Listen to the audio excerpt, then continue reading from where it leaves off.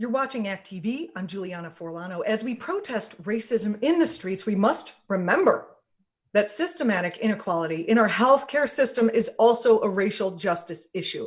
While we continue to battle the pandemic, more than 100,000 Americans have lost their lives to COVID. We mourn. We must also act to prevent more lives lost. On June 6th, Americans across the country will use projections, art, and storytelling to show our friends, neighbors, and families that have lost someone that they are not alone and they are not forgotten. Today, we speak to one of the organizers of this day of action, Duncan Meisel. Duncan is a digital consultant for nonprofits and artists. He lives in Austin, Texas, and is the founder of the COVID Memorial. Duncan, thanks a lot for being here with us today. Thank you for having me on. I'm excited to have the chat. Before we get into what the COVID Memorial is, can you talk about what you see in terms of coverage of the COVID Memorial, and have you seen discussions of the intersection of what's happening in the streets and the pandemic outside of, are they wearing masks? That kind of thing. Yeah, we're in a really historic moment, and I think there are several things that link what's happening in the moment, the response to the police killings and the coronavirus crisis. This is a failure of our government. We've been reflecting on the coronavirus crisis in the context of it being there's multiple kinds of trauma. There's the trauma of losing someone and not being able to be with them as they pass. And then not being able to have the rituals and the funerals that we use to sort of acknowledge that loss. There's the trauma of gaslighting, of having leadership that pretends like your pain isn't real, or that you aren't losing someone, or that those lives don't matter. And then there's the trauma of a real national loss of image, like a trauma to what we believe that the country is for and able to do.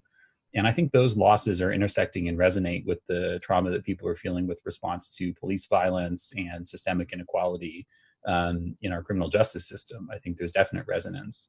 And, what the COVID Memorial does is we are sharing stories from people who have lost someone to coronavirus. And it doesn't take very long to realize, reading those stories, how unequal the impact has been and the number of faces that, you can tell who's being lost. It is predominantly in communities of color. There is that difference in the impact. That's just obvious from reading the stories and the people who of the people who are losing someone. Yeah. Oh gosh. Do you think that the demonstrations that we're seeing sparked off by the murder of George Floyd, but not specific to the murder of George Floyd, do you think that had people of color not been as affected, as targeted by the pandemic, that there would be the kind of outrage that you see right now? You're an activist, so you are able to speak to what sparks movements. And it seems like to me, well, first of all, the streets are empty, so it's a great time. People don't have jobs, so they're free to protest. There's time on our hands here. So your thoughts about how those two intersect in terms of, from an activist perspective, in terms of activism? I think people are really feeling the loss. I mean, when 105,000 people lose their lives over the course of 3 months, in any other circumstances, any other kind of mass loss of life, there would be opportunities to mourn, to gather, to connect with people. And in the absence of that, I think that people are searching for connection, and they're feeling there's an absence there. And I think the response that we're seeing now, the sort of explosion of emotion, of energy, I think there's a connection there. I don't think it's a coincidence also that some of the biggest protests have been in New York City, where one in every however many hundred people have not just know someone who's died, but have died from COVID. And so yeah, I think there's definitely a connection there, and also just the recognition that 40 million people have lost their lives, lost their jobs. My God, and even more millions of people aren't able to go to school. They aren't able to go to their jobs, or are working from home. We don't have sports games to go to. We don't have concerts to attend. So much of the normal life that I think defines our day to day and allows us to sort of get back to normal after these explosions of energy aren't available to us. And so I think there's just this open space where people are willing and don't have the sort of normal distractions that might sort of shift them back into the day to day rather than continuing to be in the streets and to continue to put pressure for justice. We showed some of the COVID memorial that was broadcast on Facebook on act.tv last week on this program and on our Twitch stream.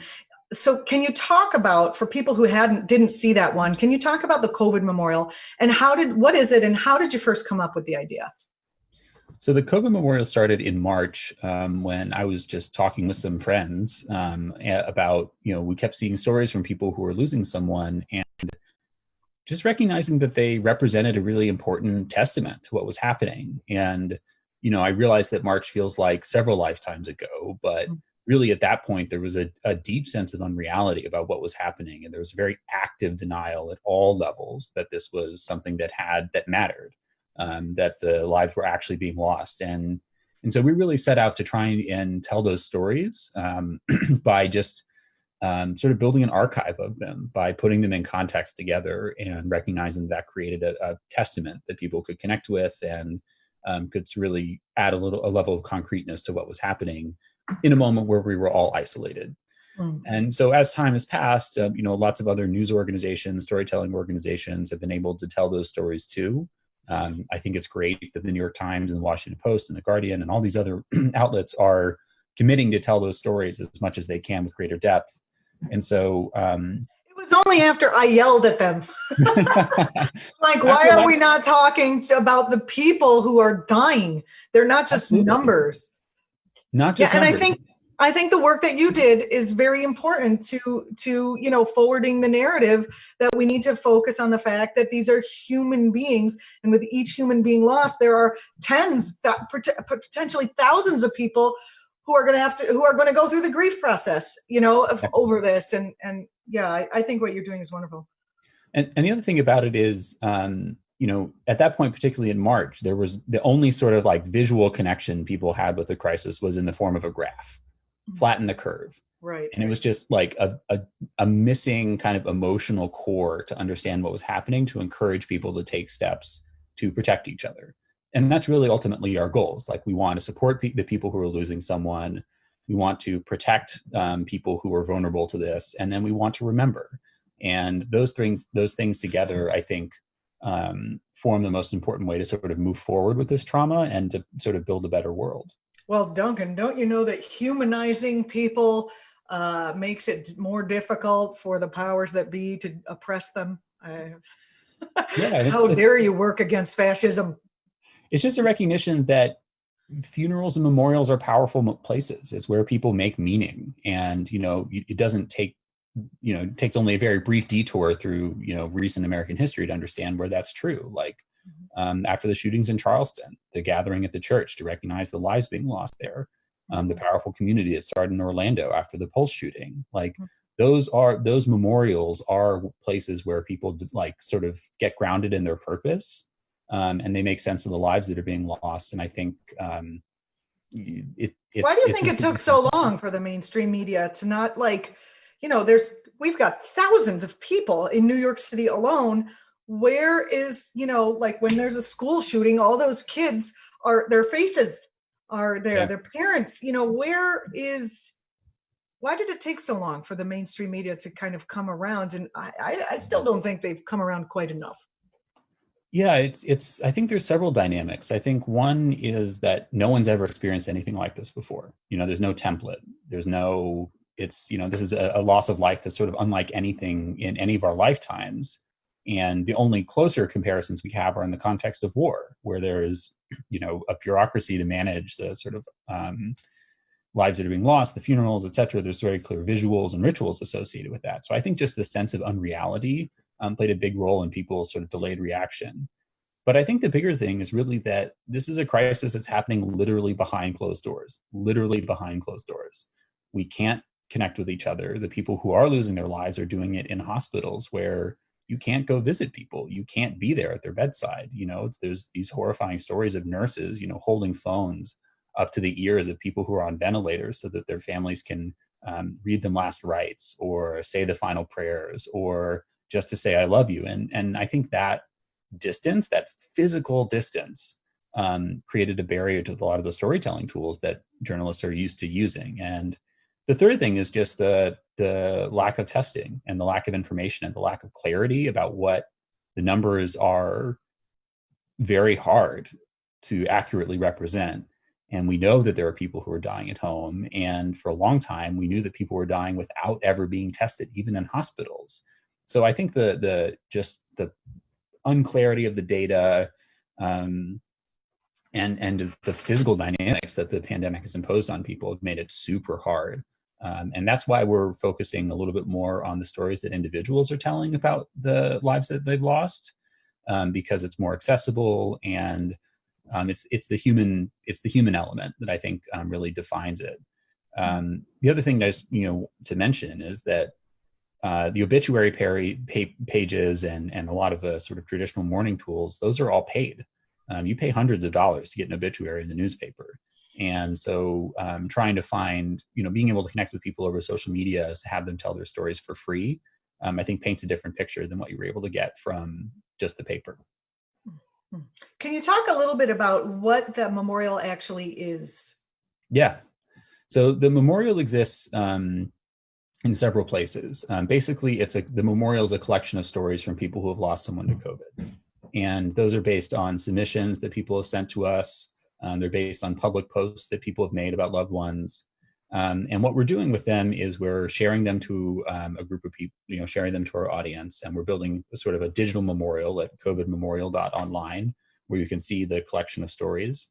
And then we're taking those stories and we're also projecting them. We're trying to share them with the public in a way that makes them accessible and more unavoidable.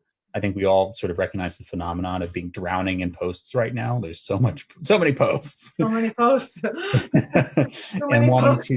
And wanting to bring them to a place where the public can see them and interact with them. And so we started taking those stories and projecting them. We've done several projections in DC, here in Austin, Texas, where I live. We had a plan to have people project them around the country on the 6th this weekend, but just sort of in recognition of the fact that there's a uprising and really dramatic protests, we're encouraging people to maybe shift that date towards later in the month. Some people will still project this weekend, but others may not. Have you found, was there any you're the activists behind this are covertly projecting, are they not? They're not like getting Bell Atlantic to agree to use the side of their building, are they? It's somewhere between covert and overt. The projections we're doing are mostly legal. There's not there's not like an official permitting process that would sort of authorize it. But I think when police and other people see it, they get it. When they see the stories, they're like, oh, this is the thing that we need. And you have to remember that a lot of police officers have lost their lives. There's a huge loss of life in the law enforcement community here. And so, when we've done it in Austin, it's, the first place we did it was right by the governor's mansion, where there's a large police presence. And, the state troopers just sort of drove by and waved and said, and that was that. And then, there really wasn't a confrontation there. So yeah, it's not a thing where I think we feel like we need to be like clandestine, but just in recognition of the need for social distancing, and also just in recognition that there isn't like a clear permit. Here's how you can do a projection thing in most places. It's not exactly Sure. over yet. How will the COVID memorial also be part of the fight for public health measures that prevent more deaths in the future? I think we're still examining that. I think we are, right now we're still gathering a lot of stories. There's a lot, we're not even scratching the tip of the iceberg, I would say, in terms of the stories that are being told. And it's an all volunteer team. And so we're really just trying to work through everything that's out there right now and still focus on connecting with people.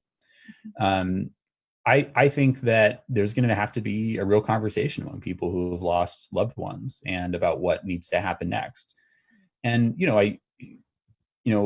everyone who's involved in this certainly has their personal ideals about what needs to happen next, and sort of how this fits in with public health measures. But I think there also just needs to be recognition that this is a genuinely national trauma. And there's people who, I see the posts, who are like committed Trump supporters, committed Republicans who have lost someone. And I think it's, worth taking the time to dialogue with everybody who's involved, to have them really see the contours of this, and really try and form a path forward together.